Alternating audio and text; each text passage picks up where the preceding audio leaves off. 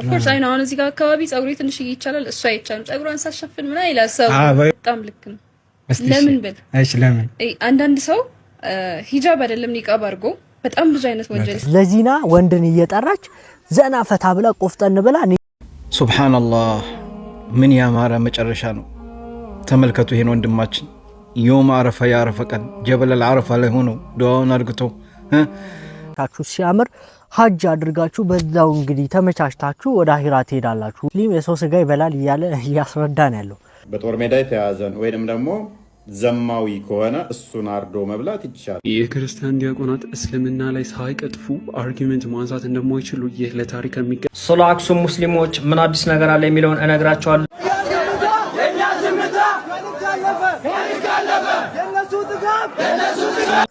አሰላሙ አለይኩም ወራህመቱላሂ ወበረካቱ ያላህ አዝነቸርና ሰላም ፍቅር ጤና በያላችሁ በዳን በርሉ በሁላችሁም ላይ ሳይድ ነኝ።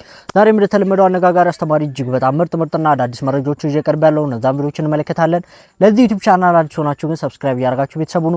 ነባሮችና ቻናል ቆሞች ሁላችንም ቪዲዮን በላይክ እንጀምረዋለን። ለእስላሞች ላይክ መስጠት የለም። ቀጥታ ወደ ዛሬ ቪዲዮ ለቢስቱም ኢላ ቀሊላን ለው አንኩም ኩንቱም ተዕለሙን እንግዲህ ዛሬ ገጠር እንደገባው ታውቃላችሁ ኳላይ ከፍቶች አሉ ምናምን አሪፍ በሆነ ሁኔታ ቢምቢዎችም እየገቡብኝ ነው እየቀረስኩ ያለሁት። ስለዚህ ወደ መጀመሪያ ቪዲዮ ወስዳችኋለሁ። ዛሬ ጁማአ ነው። ጁማአን አስመልክቶ ስለ አክሱም እንሰማለን። ስለ አክሱም ሙስሊሞች ምን አዲስ ነገር አለ የሚለውን እነግራቸዋለሁ። ሙስሊም የሚታወቀው ተስፋ ባለመቁረጥ ነውና በዚህ ጉዳይ ላይ ተስፋ መቁረጥ የለባችሁም። በአክሱም ጉዳይ ላይ ቪዲዮ ሲመጣላችሁ ኮፒ ሊንክ ሼር ሪፖስት እያደረጋችሁ በደንብ ማዳረስ ግዴታችን ነው የሁላችንም። አክሱም አሁንም በዛሬው ዕለት 8ኛ ጁማቸውን መስገድ አልቻሉም። እንኳን የዛሬው ጁማ ከ2-3 ቀን በፊት በታሪክ ለመጀመሪያ ጊዜ የኢድ ሰላታቸውን በቤታቸው እንዲሰግዱ ተገደዋል። የኢትዮጵያ ሙስሊም የአክሱም ሙስሊሞች 8 ሳምንታት ጁማ ሲከለከል እስከ ሁለተኛው በዛቢል እስከ 3ኛው ጁማ ድረስ ነበር መቃወም የቻለው። ከዛ በኋላ የቀረው ጥቂት ሰው ነው ስለ አክሱም እያነሳ የሚገኘው። በኢድ ሰላት ላይ የአዳማ ልጆች ቪዲዮ ሰርችላችሁ ነበረ። ድምጻቸውን ከፍ አድርገው አሰምተዋል። አክሱም ላይ ያሉ ሙስሊም ወንድም እህቶቻችን ከ60 ከ70 ከ80 ሚሊዮን በላይ በኢትዮጵያ ውስጥ ሙስሊም ባለበት ሀገር ላይ ብቸኝነት ሊሰማቸው አይገባም። ሙስሊሞች አክሱሞች ከጎናቸው እንዲሆኑ እንዲሰማቸው ማድረግ የምንችለው እኛው የኢትዮጵያ ሙስሊሞች ነን። ዛሬም የጁማ ሰላት ተከልክሏል። ቀጣይ የሚከለከሉ ከሆነ ሁሌም ከጎናቸው አለን። ተስፋ አንቆርጥም። ሙስሊም ተስፋ አይቆርጥም። በደንብ ሼር ኮፒ ሊንክ ሪፖስት ያደርጋችሁ አዳርሱት። በጁማ ቀን ሰላዋት ማውረድ ተወዳጅነት አለው። አክሱም ላይ እንግዲህ ያለው በደል በጣም ግፈኛ እየሆኑ ነው ያሉት። ያው የኢድ ሰላት ከልክሏቸዋል። አስቡት፣ ሰው በኢዱ ቀን ይደሰታል፣ የኢድ ሰላት ይሰግዳል፣ አብሮ ተገናኝቶ ወዳጅ ዘመድ እንግዲህ ኢዱን ያሳልፋል። እነሱ ግን በኢድ ቀን እንኳን የኢድ ሰላት ሳይሰግዱ ማለት ነው ትልቅ የሆነ ግፍ ደርሶባቸዋል። ይህ ደግሞ የትም ቦታ ታይቶም ተሰምቶ የማይታወቅ ነገር ነው። አክሱም ላይ ያለው ነገር ለአንዴና ለመጨረሻ ጊዜ ሊፈታ ይገባል። ይህንን ነገር ደግሞ ሁላችንም ሙስሊሞች ልንገፋበት ይገባል። ፍትህ ለአክሱም ሙስሊሞች ይላሉ። ሐጃጆች በጣም አስደናቂ ነበሩ። እንግዲህ ሐጅን አስመልክቶ እስልምና ግን ምን አይነት ድንቅ ስርዓት ነው ያላት? ከእስልምና ሃይማኖት አንዱ አስደናቂ ስርዓት የሐጅ ጉዞ ነው። ምክንያቱ ደግሞ የሰው ልጅ ሁሉ እኩል የሚሆንባት ስፍራ መካ በመሆኗ ነው። አቅም ያለው ሙስሊም በአካልም ሆነ በገንዘብ ለሚችል በህይወቱ አንድ ጊዜ ይህንን የተቀደሰ ጉዞ ማድረግ ግዴታው ነው። አስደናቂው ነገር እዚህ ጋር ማንኛውም ሙስሊም ቀይ ይሁን ጥቁር፣ ድሃ ይሁን ቢሊየነር፣ ጤነኛ ይሁን የታመመ ሁሉ እዚህ ቦታ ላይ እኩል ነው። የእስልምና እምነት ተከታይ ቤተሰቦቼ እንኳን ለ1447ኛው የኢድ አል አድሃ አረፋ በዓል አደረሳችሁ። ላይ ነው እንደዚህ አይነት ሞመንትን የምንመለከተው። ሌላ ጊዜ እንደዚህ የህዝብ ማዕመል ተመልክተን አናውቅም። አብዛኛው ጊዜ ኡምራ ላይ አይተን አናውቅም፣ ሐጅ ላይ ነው የምናየውና ይሄ ሁሉ ህዝብ የነብዩ መሐመድ ሰለላሁ ዐለይሂ ወሰለም ኡመት ነው። ማሻአላህ ህዝብላል። እንግዲህ ዛሬ ጁማ እንደመሆኑ መጠን ሁላችንም ሰላዋት እያወረድን እንጀምራለን። በጣም ጥቂት የሚባሉ ሰዎች በዚህ የሐጅ ስነ ስርዓት ላይ እንግዲህ ህይወታቸው አልፏል። ሱብሃንአላህ ምን ያማረ መጨረሻ ነው። ተመልከቱ ይሄን ወንድማችን ዮም አረፋ ያረፈ ቀን ጀበል አልዓረፋ ላይ ሆኖ ዱዓውን አድርግቶ እንዲሁ ገደም እንዳለ ሱብሃንአላህ መለከል ሞት መጥቶ ሩሁን ይዞት ይሄዳል። ኢነ ሊላሂ ወኢነ ኢለይሂ ራጂዑን። የሚገርማችሁ ነገር ሱብሃንአላህ ፊቱን ተመልከቱት። የፊቱን ፈገግታ እንደምታዩት ነው እዚህ ላይ ሱብሃንአላህ። አላህ ሐጁን የሚቀበለው اللهم اغفر له وارحمه يا رب العالمين ሁላችሁም እህትና ወንድሞቼ በዱዓችሁ አትርሱት እባካችሁን የሚያለቅስ ኢሞጃት ላኩ ዱዓ አድርጉለት والله ዱዓ አድርጉለት ምን አይነት እድለኛ ነው والله ይሄ ወንድማችን እድለኛ ነው ምን ያማረ መጨረሻ ነው ሱብሃንአላህ እኛንም እንደሱ አላህ መጨረሻችንን አሳምርልን ያ ረብ العالمين اللهم اغفر له وارحمه ያላችሁ ዱዓ አድርጉለት ቪዲዮን ሼር አድርጉት ሱብሃንአላህ ያማረ ሁኔታ ያማረ መጨረሻ ማለት ነው እንግዲህ እንደተመለከታችሁት አላህ ሲወፍቃችሁ መጨረሻችሁ ሲያምር ሐጅ አድርጋችሁ በዛው እንግዲህ ተመቻችታችሁ ወደ አኺራ ትሄዳላችሁ ሁላችንም ያላህነን ወደሱም ተመላሾች ነን እነዚህ ሰዎች ባማረ ሁኔታ ወደ አኺራ ሄደዋል ማለት ነው አላህ አሟሟታችን ያሳምረው የሞቱትን ሰዎች አላህ ጀነት ያርጋቸው ለቤተሰቦቻቸው ደግሞ መጽናናትን እንመኛለን ሐጅን አስመልክቶ እንግዲህ ፕሬዝዳንቶች ሳይቀር ከተራ ሰዎች ጋራ ተኝተው ሲያሳልፉ ነበር አላሁ አክበር ለዚህ ቪዲዮ እንደዘገየው እርግጠኛ ነኝ ግን አለ መስራትም ንፉግነት ነው ከመሸ ስለሰራውት ከደረሳችሁ በደም ኮፒ ሊንክ ላይክ ሼር ፖስት በማድረግ ለሁሉም አዳርሱት እኚህ የምትመለከቷቸው እንዲህ መሬት ላይ ከማንኛውም ሰው እኩል ተኝተው የምትመለከቷቸው ሰው የአይቮሪ ኮስቱ ፕሬዝዳንት ናቸው አላሁ አክበር ይህ እስልምና ነው ትንሹን ከትልቁ ደሃውን ካፍታሙ ባለስልጣኑ ደግሞ ከተራ ሰው እኩል የሚያይ እምነታችን እስልምና ነው በዚህም ባጅ ወቅት ደግሞ በዚህ መልኩ የአንድ ሀገር ፕሬዝዳንት ከሌሎች ከሁሉም ሰው ጋር በዚህ መልኩ መታየታቸው የዓለም ሚዲያን ተቆጣጥሮታል አላሁ አክበር ይህ ቪዲዮ ከደረሳችሁ ኮሜንቱን እስኪ በተክቢራ አድምቁት ዒድኩም ሙባረክ والسلام عليكم ورحمة الله وبركاته አንተና ሲሰገድ የነበረው ዒድ አልአድሃ ሰላት ላይ እንግዲህ በመላው ዓለም አነጋጋሪ ከነበሩ ኢቨንቶች መካከል አንደኛው ኒውዮርክ ላይ የተሰገደው ዒድ አልአድሃ ሰላት ነውና እዚህ ጋር ከጀርባዬ እንደምታዩት የኒውዮርኩ አዲሱ ሜር ዞራን ኳሚ ማምዳኒ የአርሰናልን ማሊያ በጀለብያ አሰርቶ መጥቷል ጀለብያ ቶፕ ኩትራ ፓኪስታን ጀለብያ በሉት ብቻ ኤኒዌይ አሰርቶ መጥቶ እንግዲህ የአርሰናልን ማሊያ ለብሶ አወል ሰልፍ የኒውዮርክ ዒድ ሰላት አወል ሰልፍ ላይ እንግዲህ ታይቷል ሰላት ሲሰግድ ታይቷል ባይ ዘ ዌይ ትናንትና መልእክትም አስተላልፎ ነበር ዛሬ ነብዩላህ ኢብራሂምን ኦነር የምናደርግበት ቀን ነው እሳቸው የከፈሉት መስዋዕትነት ከጀርባ ምን ያህል ሰፊ ሚኒንግ እንደነበረው ከጀርባ ምን ያህል ሰፊ ትርጉም እንደነበረው የምናይበት ነውና እንዲሁም ደግሞ ለተቸገሩ እጃችሁን እንድትዘረጉ የሚል መልእክት አስተላልፏል ያችሁና እንደተመለከታችሁት እስልምና ሁሉንም እኩል ያደርጋል ሀብታሙን ከደሃው ባለስልጣኑ እንደዚሁ ስልጣን ከሌለው ሁሉ እኩል የሚያደርገው እምነት ብቸኛው እስልምና ነው እስልምና ላይ የምትበላለጡት አላህን በመፍራት ብቻ ነው በሌላ ነገር ምንም መበላለጥ የለም መንግስቱን ከመኖር እንግዲህ አልহামዱሊላህ አላህ ሙስሊም ላደረገን ጌታ አላህን ሁሌም ቢሆን ልናመሰግነው ይገባል የአሜሪካው ከንቲባም በኢድ ቀን እንግዲህ ያው አይተናል የአርሰናልን ማሊያ ለብሷል ያው ብዙዎች አርሰናል ደጋፊ እንደሆኑ እያየን ያለነው አርሰናል ዋንጫ ከበላ በኋላ እኔ ሁላም በቃ አሸናፊ ከሆነ በኋላ የሱ ደጋፊ ልሆን ነው ግን እስከ ዛሬ ድረስ የራሴ ደጋፊ ነበርኩ ኢድ ላይ አብዛኛው ጊዜ የሆነ የስልክ አነሳት ምናምን ሁኔታ እናያለና እንዳያችሁት በበተን ስልኮች ምናምን ሲቀርጹ የነበሩ ሰዎች ነበሩ ለነዚህ ሰዎች ስልክ አዋተን ንግዛ እየተባለ ነው የሚገኘው ያው ሰው ባለው ነው አይደለ ሁሉም ሰው ባለው ነው አይፎን አለው በአይፎኑ ምናምን ነገር በነገራችን ላይ አንድ ፎቶ እየተሰራጨ አይቼ ነበር ኡስታዝ ያሲን ኑሩ አይፎን እንደዚህ ይዞ ላይክ እንደዚህ ሲሰግድ ነገር የሚያሳይ ፎቶ ለቀው ኡስታዛችን አይፎን አለው ምናምን ሊያሳይ ነው ሰላት ላይ ምናምን ያሉ በቃ ሁሌ በቃ አቃቂድ የሆነ ነገር ላይ አቃቂድ መፍቱ ነው አይፎኑን ማሳየት የራሱ ስልክ ነው አይደል ሰርቆ አይደለም መፍቱ ነው እንዳይሰረቅበት ብዙ ጊዜ ሰው ኪሶስ ከማድረግ ይልቅ እንዲህ የሚይሰው አለ እና ሰላት ሲሰግድ እንደዚህ አድርጎ በያዘበት ሰዓት ላይ ሁሉም በቃ ለመንቀፍ ሞክሯል ጭራሽ አንድ ነገር ማያውቁ ሰዎች አንድ ነገር ሰርተው ማያውቁ ሰዎች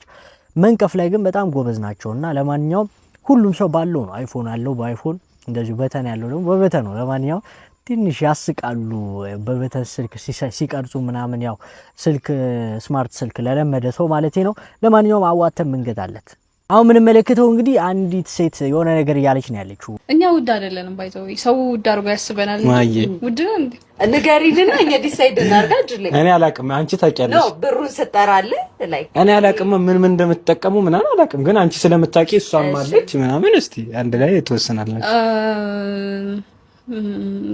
ከ40,000 ብር ጀምሮ አለ ፓኬጅ ዝቅተኛው 15,000 ብር አለ የሚዜ ምናምን ግን ላይክ 40,000 ብር ከዛ በላይ ናቸው ብዙ ጊዜ 2-3 ፕሮግራም ቢይዙ ከሆነ ዲስካውንት ይደረግላቸዋል ምናምን ሲምፕል ነው የገበያው ዋጋ ነው የኛ 40,000 ብር ኖርማል ነው አይደለም አሉ እኮ ገበያው ላይ 100,000 ምናምን 150,000 የሚያስከፍል 40 ሺህ ኖርማል ነው። እኔም ሰምቻለሁ። እንደው ቪዲዮ ሰርታ አይቻታለሁ። ማትከፍል መስሎኝ 150 ሺህ ብር ነው 100 ሺህ ብር ብያት እሺ አለችኝና ምን ሰራዋት ምናምን ብላ እንደዛ ስታወራ ሰምቻታለሁ።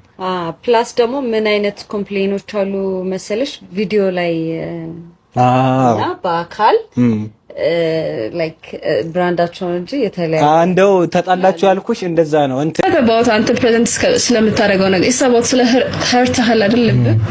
ስለዛ ነው ዋናው እምነት ልብ ላይ ነው ያለው፣ ፊትህ ላይ አይደለም። ዋናው ልብ ነው። ኢንሻአላህ ነገ የውመል ቂያማ አላህ ፊት ስንቆም ለምን የከለከልኩትን ነገር ሰራሽ ሲልሽ ዋናው ልብ ነው ትይዋለሽ አላህ ፊት አይሻልም? ለኛ ከምትነግሪኝ እዛ ይሻላል። ትቀልጃለሽ በጣም አላህ ሂዳያ ይስጥሽ። አሰላሙ አለይኩም ወራህመቱላሂ ወበረካቱ። በጣም ያሳዝናል። ከእውቀት ማነስ ወይስ የጃሂልያዎችን መንገድ መከተል? ሱብሃንአላህ በጣም የሚያሳዝንና የሚያሳፍር ነገር ነው። ነገር ግን እስቲ ኢስላም ሴት ልጅ መሸፈንና ዟል አላዘዘም ወደሚለው ከመሄዳችን በፊት እነሱ የጠቀሱት ሐዲስ አለ። እሱን እስቲ ትንሽ እንመልከተው። ሐዲሱ እንደዚህ ይላል إن الله لا ينظر إلى صوركم وأموالكم ولكن ينظر إلى قلوبكم وأمالكم قالوا النبي صلى الله عليه وسلم الله تبارك وتعالى ወደ ገጽታችሁ አይመለከትም ወደ ገንዘቦቻችሁም አይመለከትም ነገር ግን ወደ ቀልባችሁና ወደ ስራችሁ ይመለከታል አሉ። ታዲያ ማለት እኮ ገንዘባችንም አለባበሳችንንም አይቆጣጠርም ማለት አይደለም። ከኢስላም ሸሪዓ ህግጋት ውጪ እንድንወጣ አይደለም። ያታዙ የተቀመጠ ነገር ነው። ታዲያ ምን ማለት ተፈልጎ ነው ሲባል አንድ ቀለል ያለች ሐዲስ ላስቀምጥላችሁ። ጅብሪል አለይሂ ሰላም ወደ ነብዩ ሰለላሁ ዐለይሂ ወሰለም በሰው ተመስሎ በመጣ ጊዜ አንድ ነገር ጠየቃቸው። ያ ረሱላህ አኽበርኒ አለል ኢህሳን ማሳመር ስለሚባለው ነገር ንገረኝ አላቸው። ነብዩም ሰለላሁ ዐለይሂ ወሰለም ምን አሉ? አላህን ልታመልከው ነው ልክ እንደምታየው አድርገህ አንተ እሱን ማየት እንኳን ባትችል እሱ አንተን ስለሚመለከትህ አሉ። ይህ ማለት ግን ሴት ልጅ እንዳትሸፈን እንዳትሰተር ታዛለሽ ማለት አይደለም። ግልጽ በሆነ መንገድ የሙስሊም አለባበስ የወንድም ሆነ የሴት እስልምና ላይ በስነ ስርዓትና በአማረ ሁኔታ ተደንግጎ የተቀመጠ ነገር ነው። በይበልጥ ሴት ልጅ ካልን ደግሞ የሴት ልጅ አለባበስ በደንብ ተቀምጧል። በሱረቱል አህዛብ ቁጥር 33 ላይ አላህ እንደዚህ ይለናል፣ በቤታችሁም ውስጥ እርጉ እንደ ፊተኛይቱ መሀይምነት ጊዜ መገለጥን በማጌጥ አትገለጡ፣ ሶላትንም በደንቡ ስገዱ፣ ዘካንም ስጡ ይላል። ታዲያ ይህ ማለት ምን ለማለት ፈልጎ ነው ሲባል ይሄ መገላለጥ፣ መራቆት፣ መገሸላለጡ እንዳለ የጃሂልያ ስርዓት እንጂ የሙስሊም ሴት አለባበስ እንዳልሆነ አላህ በግልጽ እያስቀመጠልን ነው። ለምን ሲባል እኛን ስለማይጠቅመን በግልጽ ታዟል። አሁንም በሱረቱል አህዛብ ቁጥር 59 ላይ አላህ እንደዚህ ይለናል፣ ያ አዩሃ ነቢይ ቁል ሊአዝዋጀክ ወበናተክ ወኒሳአል ሙእሚኒን አንተ የአላህ መልእክተኛ ሆይ ለሚስቶችህ ለሴት ልጆችህ ለምእመናን ሚስቶችም ከመከናነቢዎቻቸው በላያቸው ላይ እንዲለቁ ንገራቸው። ይህ እንዲታወቁና በባለጌዎች እንዳይደፈሩ ለመሆን በጣም የቀረበ ነው። አላህ መሐሪና አዛኝ ነው ይላል። እዚህ ጋር ሴት ልጅ በደንብ መልበስ እንዳለባት አንድ ሴት እኔ ሙእሚን ነኝ ካለች ሙእሚኖችን ነው የሚመለከተው። እኔ ሙእሚን ነኝ እኔ አላህን የምፈራ የአላህ ባሪያ ነኝ ካለች መሰተር ግዴታዋ ነው። ምክንያቱም ለመሰተር ግልጽ ሆነ ማስረጃዎች ስለመጡላት ማለት ነው። አላህ ከጃሂልያ ስራና ከጃሂልያ አስተሳሰብ ይጠብቀን። ወሰላሙ አለይኩም ወራህመቱላሂ ወበረካቱ። እቺ ሴት ሜካፕ ሰሪ ነች በነገራችን ላይ እና ቢዝነሷን ለማጣጣፍ ሴቶች ጸጉራችሁን ካላወለቃችሁ ፊታችሁን ካላሳያችሁ ቢዝነስ ይጣጣፍ ነው እንግዲህ ሐሳቧ። እንደሰማችሁ ኒቃቢስት የሆኑ ሴቶች ወንጀል እኮ ይሰራሉ፣ ይሄኛው ነገር ምናምን ሐራም እኮ አይደለም እኔ ውስጤ ነው ምናምን እንዲሚለው በነገራችን ላይ ጴንጤ ነው።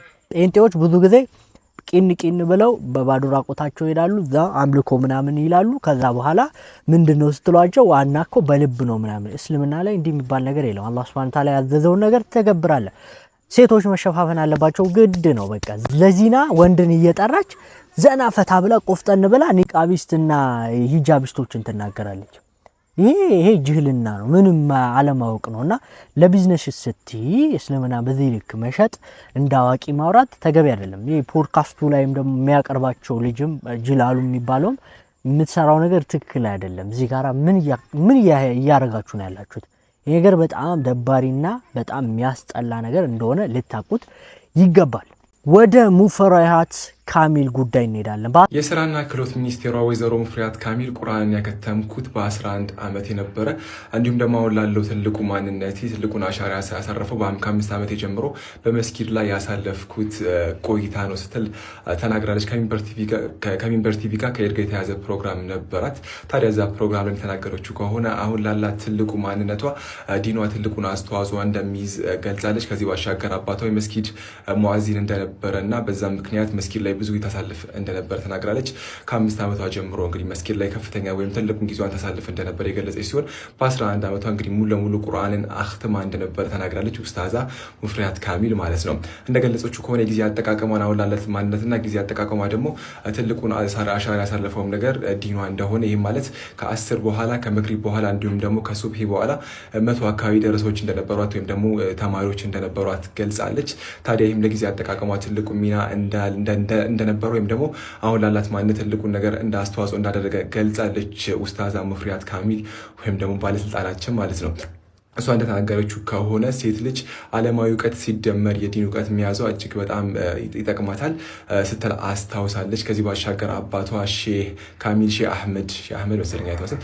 አባቷ ሼህ ካሚል ሼህ አህመድ አሁን ላለችበት ምንድነው አስተዋጽኦ ትልቁን ነገር ኮትኩቶ እንዳሳደጓት ቤተሰቦቿ ትልቅ አሻራም ጭምር እንዳላቸው ገልጸዋሉ። ባለስልጣን ወይም ደግሞ የስራና ክህሎት ሚኒስቴሯ ወይዘሮ ሙፈሪያት ካሚል ማለት ነው። እጅግ በጣም የሚገርም ቆይታ ነበራት። ሚንበር ቲቪ ብላችሁ ሰርች አድርጋችሁ ማየት ትችላላችሁ ፕሮግራሙን።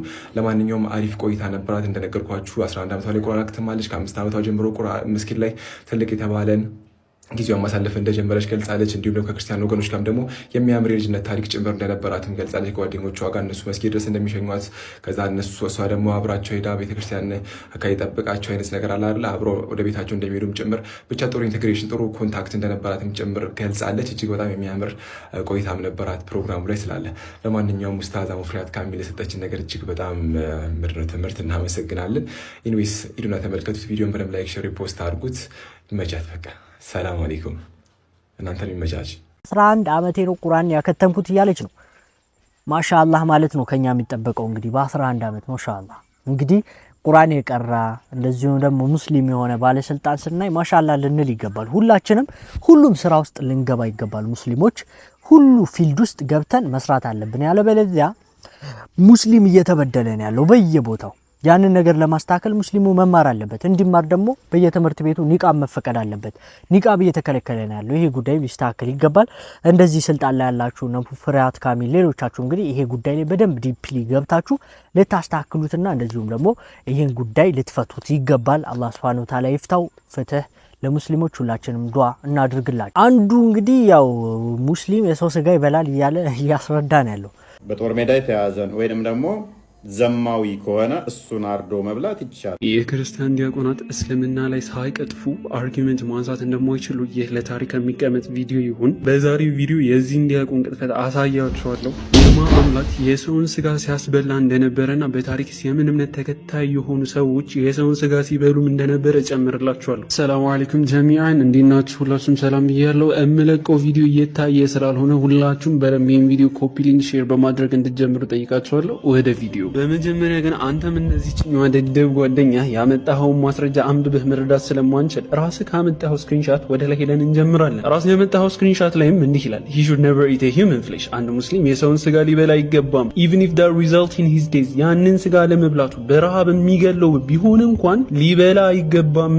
our scholars say that ስኮላሮቻችን ይህንን ብለዋል። and Ahmed bin Hanbal in Dawood related Ahmed bin Hanbal እና ዳውድ ሪሌት አድርገዋል። the evidence of Ahmed with the word of Prophet Muhammad sallallahu alaihi wasallam የአህመድ ቢን ሐንበል ማስረጃ የነብዩ ሰለላሁ ዐለይሂ ወሰለም ንግግር ወይም ሐዲስ ነበር። ምን የሚለው breaking bone of crops is like breaking them when the person is alive። የሬሳን አጥንት አጥንት መስበር ሰውየው በህይወት እንዳለ እንደ መስበር ነው። እንዲሁም በተጨማሪ አላህ Subhanahu Wa Ta'ala የሞቱ ስጋዎችን መብላት ደምንም መጠጣትን ቁርአን ላይ ከልክሎናል። ያመጣው ደግሞ አንተ ያመጣው ስቴትመንት ምንድነው ብለን ስናነሳ ታይም ኦፍ ኔሴሲቲ አንድ ሰው ለመሞት ደርሶ ህይወቱን ሴቭ የሚያደርግለት ወይም ደግሞ ህይወቱን የሚያተርፍለት ብቸኛ ያ ነገር ከሆነ የሞተ ሰው ስጋ ወይም ደግሞ የሰው ስጋ ከሆነ ያገኘው ያንን ነገር ህይወቱን ሴቭ ለማድረግ ይብላ የሚለው ነገር ነው። ያ ነገር ደግሞ አዲስ አይደለም፣ ምክንያቱም ባይብል ውስጥም መመልከት እንችላለን። ረሃብ የተነሳ ሰቆቃወ ኤርምያስ 4:10 ላይ የራሳቸውን ህፃናት እየቀቀሉ ሲበሉ እንደነበሩ፣ ሁለተኛ ነገሥት 28:29 ላይ ያንቺ ልጅ ዛሬ የኔ ልጅ ደግሞ ነገ እየተባባሉ ልጆቻቸውን ሲበሉ ተመልክተናል። ነገር ግን ያንተ አምላክ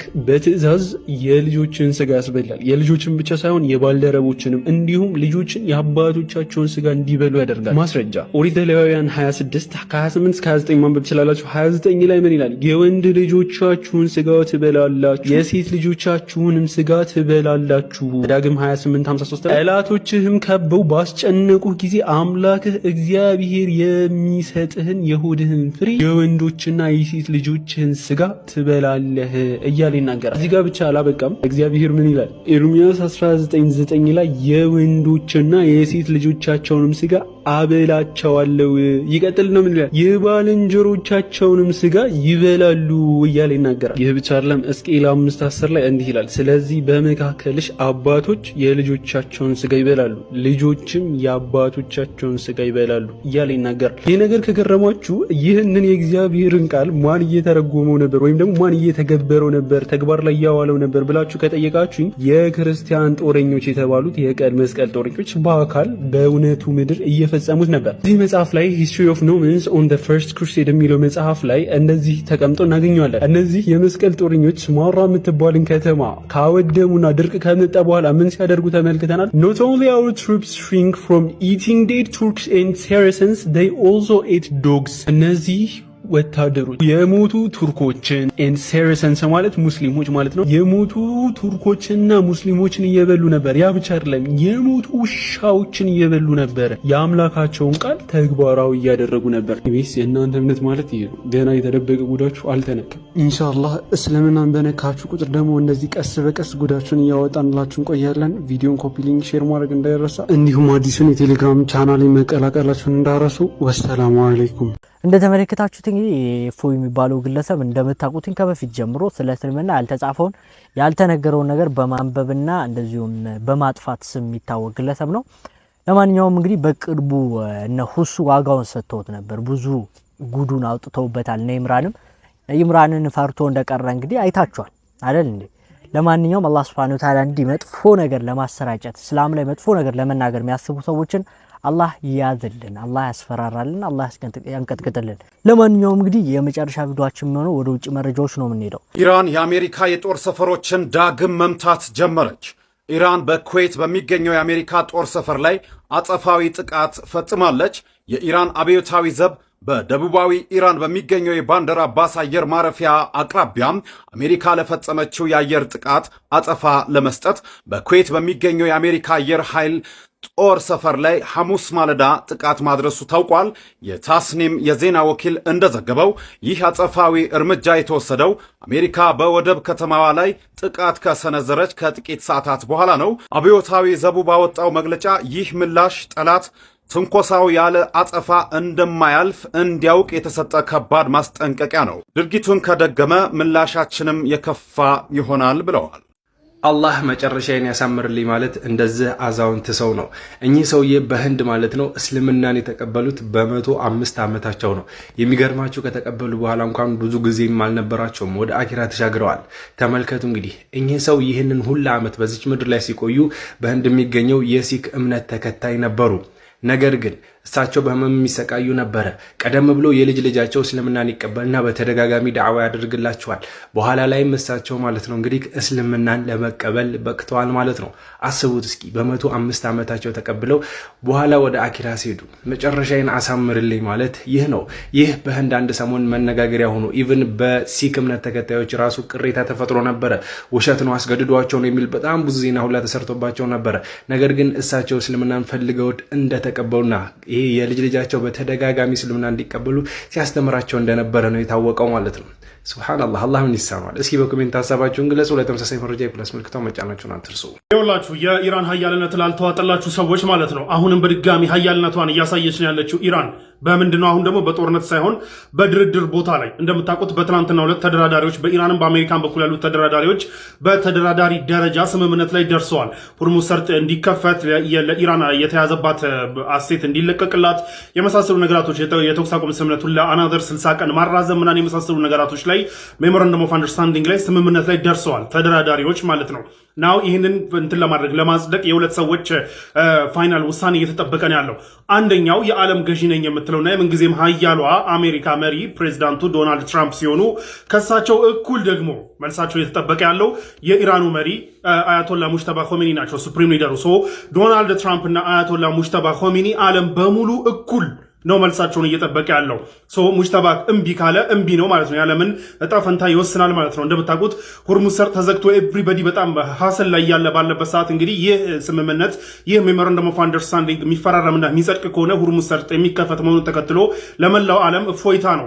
ይህ ሀፕን እንዲያደግ እንግዲህ ምናልባትም ከዶናልድ ትራምፕ በላይ ራሱ መልሱ እየተጠበቀ ያለው የኢራኑ ሱፕሪም ሊደር አያቶላ ሙጅተባ ኾሜኒ ነውና በድርድር ሜዳም ሀያልነቷንና ጉልበቷን አሳይታለች። ማንም እንደስከዛሬው ከዚህ በፊት እንደሚባለው አሜሪካ ከወሰነች አሜሪካ የሆነ ነገር አረጋለሁ ካለች ታረጋለች እንደ ልቧ ምናምን የሚባሉ ነገራቶች ቀርተዋል ማለት ነው። ስለዚህ ኢራን ራሷን ዴቨሎፕ አድርጋ ይህንን ቻሌንጅ አድርጋ ያለ ኢራን ውሳኔ ምንም አይነት ነገር ሊደረግ እንደማይችል አሳይታለች በዚህ ጦርነት።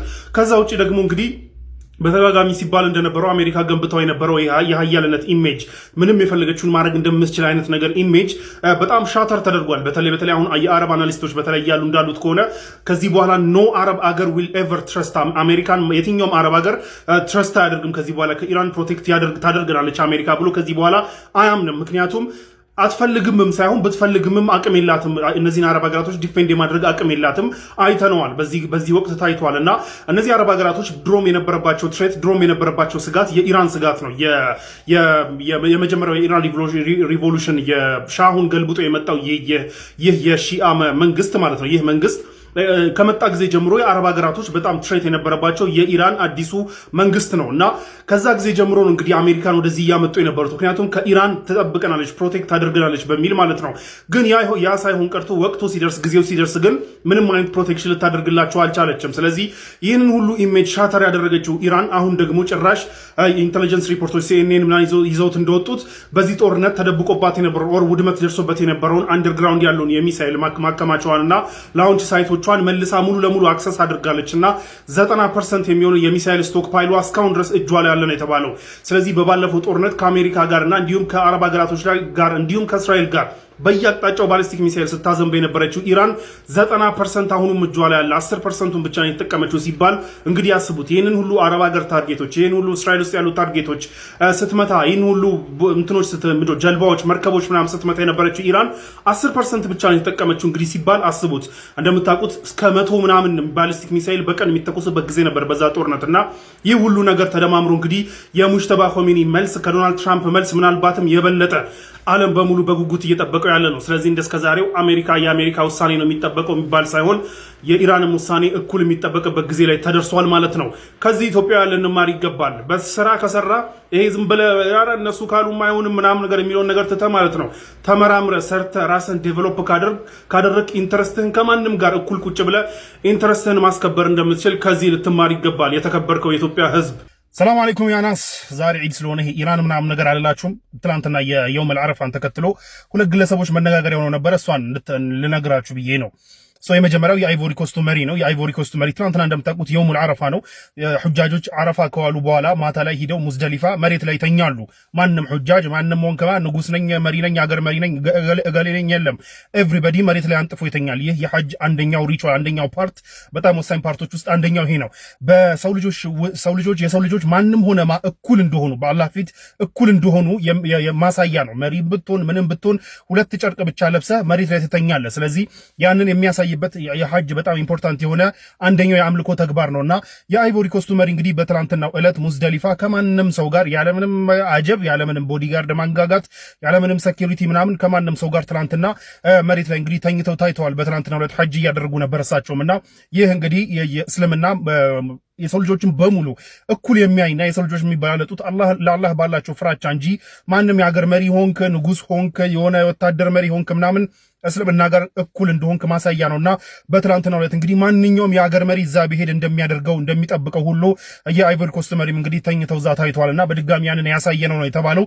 ሁለተኛው ግለሰብ ደግሞ አሊ ሪዝገላ ነው። አሊ ሪዝገላ ከሁለት ከሶስት ቀን በፊት ቪዲዮ ሰርቼላችሁ ነበር ስለሱ። አሊ ሪዝገላ እንግዲህ የአርኤስኤፍ የሱዳኑ ራፒድ ሰፖርት ፎርስ ወር የሱዳኑ ያው አመፀኛ ቡድን የሚባለው ማለት ነው። ለማንኛውም አመፀኛ ነው አይደለም ኢት ዲፔንድስ ኦን ዩር ፖለቲካል ስታንስ። ነገር ግን የአርኤስኤፍ ቶፕ ከሚባሉ ኮማንደሮች መካከል ነውና ከ15 ቀን ወር ከ10 ቀን በፊት ከአርኤስኤፍ ራሱን አግሎ ነበረ። ቪዲዮ ሰርቶ ጸጉሩን ለትግል እንዳንጨባረረ ምናምን እንግዲህ ቪዲዮ ሰርቶ ነው ከዚህ በኋላ አርኤስኤፍ አባል አይደለሁም ብሎ ነበር። ደግሞ ቶፕ ኦፍ ዳት እንግዲህ ጸጉሩን ክሊን ከተቆርጦ ወደ ካርቱም በመምጣት በየአልጀዚራው በየምኑ በየሚዲያው የአርኤስኤፍ መሪዎችን መሐመድ ሐምዳን ሄሜቲና የሄሜቲን ወንድም አብዱራሂም ደገሎን ሲያብጠለጥል እንደነበር ይታወቃል። አሁን አሊ ሪዝገላ ወይም አሳፈና እንግዲህ በትላንትናው ዕለት ሐጅ ላይ በዚህ መውሲም الحج በትላንትናው ሳይሆን ብቻ በዚህ መውሲም الحج በዚህ ሐጅ ወቅት እንግዲህ ሐጅ ላይ ታይቷል። አሊ ሪዝገላ እንግዲህ በካዕባ ጎን ቆሞ እንግዲህ ለሱዳን ዱዓ አድርጓል። ያንን ቪዲዮ ተቀርጾ ወጥቷል። ብዙ ሰዎች እዛ ዱዓ እያደረገ ብዙ ሰዎች አሳፋና ምናን ያሉ ሲጠሩት ነበረ።